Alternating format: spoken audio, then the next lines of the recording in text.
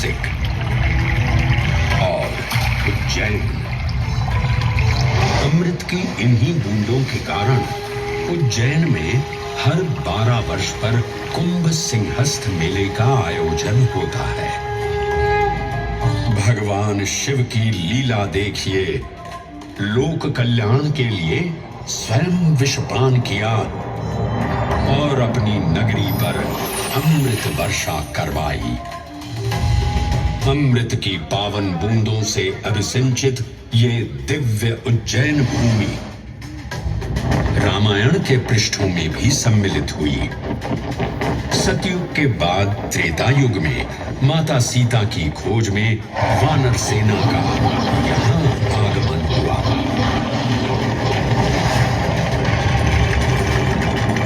समय की इस यात्रा के माध्यम से अब प्रवेश करते हैं वाल्मीकि रामायण के किष्किंधा कांड में। जब वानर राजा सुग्रीव अपने यूथपतियों से सभी प्रमुख स्थानों पर जाने के लिए कहते हैं और उन्हें अवंती नगर यानी उज्जैन जाने का आदेश भी देते हैं। मेखला उत्कल के क्षेत्र, दशर्न के नगर, आब्रवंती, अवंती और विदर्भ के राज्य, साथ ही माहिष्का के आकर्षक राज्य में भी पूरी तरह से खोजना होगा। एक युग भगवान विष्णु के राम अवतार से संपृक्त और अगला युग उन्हीं के एक और दिव्य अवतार से समरस होना, ये अद्वितीय संगम केवल उज्जैन में ही संभव था। परंतु एक क्षण ठहरिए और ध्यान से सुनिए। ये हैं महाकाल के 1008 दिव्य नाम। हाँ, मैंने काल चक्र को परिवर्तित कर दिया है और अब द्वापर युग का शुभारंभ हो चुका है। विस्मय पूर्ण हो जाएंगे ये जानकर कि महाकाल के इन नामों को स्वयं भगवान श्री कृष्ण ने रचकर पिरोया था।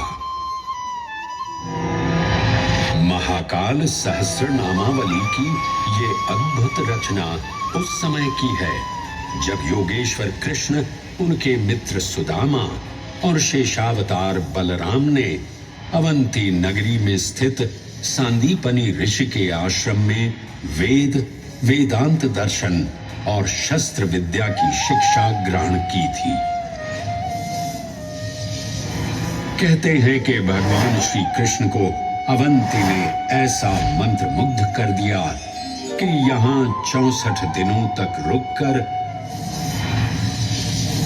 उन्होंने 64 विद्याएं और 14 कलाओं का ज्ञान लिया। उज्जैन का संबंध महाभारत से भी जुड़ा हुआ है। इस महान महाकाव्य के वन पर्व में उल्लेख किया गया है कि महाकालेश्वर मंदिर में स्थित कोटि तीर्थ जल का स्पर्श मात्र करने से अश्वमेध यज्ञ के समान फल प्राप्त होता था। और फिर परिवर्तन की इस अनवरत धारा ने एक नई कहानी लिखी। उज्जैन में उदय हुआ मौर्य वंश का।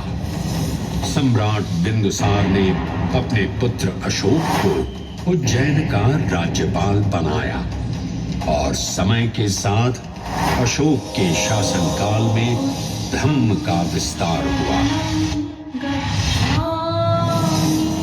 मौर्य वंश के पश्चात विभिन्न राजवंशों, सम्राटों और नरेशों ने उज्जैन की सेवा की। उनमें से प्रमुख मालवागण और फिर गुप्त वंश ने यहाँ राज कर इसके वैभव में वृद्धि की। उज्जैन ने अपने भव्य तेज से जहां महात्माओं और शासकों को आकर्षित किया, वहीं इस नगर पर आतताइयों की दृष्टि भी पड़ी।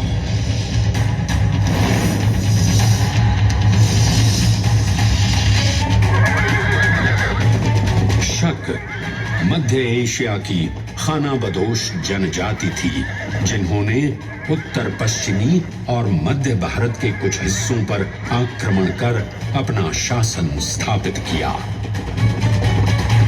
ईसा पूर्व प्रथम शताब्दी में जब भारत शकों के अत्याचार से त्रस्त था, तब उन शकों ने उज्जैन पर भी कब्जा कर लिया और फिर उज्जैन में उदय हुआ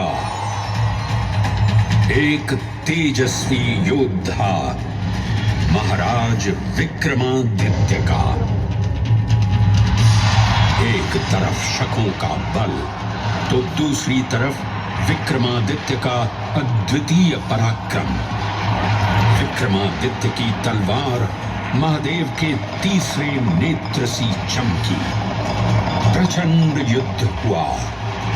महाकाल की कृपा से शूरवीरों ने शकों को परास्त किया और उज्जैन में गणतांत्रिक शासन स्थापित किया।